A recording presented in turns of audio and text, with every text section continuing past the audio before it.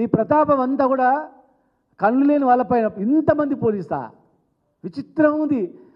400 మంది పోలీసులు పోయినరంటే అందుల కాలనీకి, వాళ్ళకి మీరు పోలీసు వాళ్ళని కూడా తెలియదు, ఏం జరుగుతుందని తెలియదు.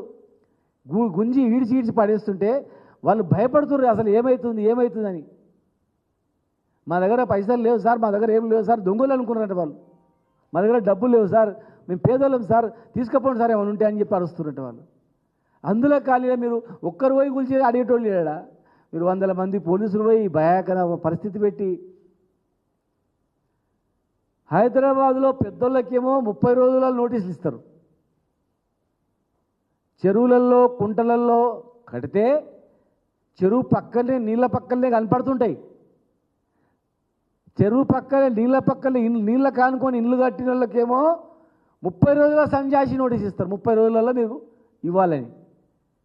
కానీ వికలాంగులు, అందులు, పేదవాళ్ళు, అందులో అందరు ఎస్టీలు ఉన్నారు.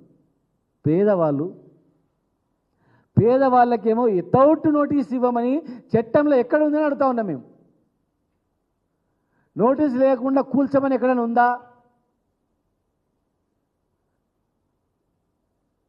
పెద్దవాళ్లకు నోటీసులు ఇస్తారు, ముందే సమాచారం ఇస్తారు, కోర్టుకు వెళ్ళడానికి అవకాశం ఇస్తారు. పేదవాళ్ళకు మీరిచ్చిన పట్టాల్లో వాళ్ళు కష్టపడిన సొమ్ముతో వాళ్ళ వికలాంగుల పెన్షన్తో ఇల్లు కట్టుకుంటే అందులో అన్ని వర్గాల వాళ్ళు ఉన్నారు. బీసీలు, ఓసీలు, ఎస్సీలు, ఎస్టీలు, పేదవాళ్ళు మొత్తం వికలాంగులు మొత్తం ఉన్నారు. వాళ్ళకు కులం లేదు, మతం లేదు, మైనార్టీలు అందరూ ఉన్నారు. సమాజంలో సరైనటువంటి గౌరవం లేదు వాళ్ళకు పాపం.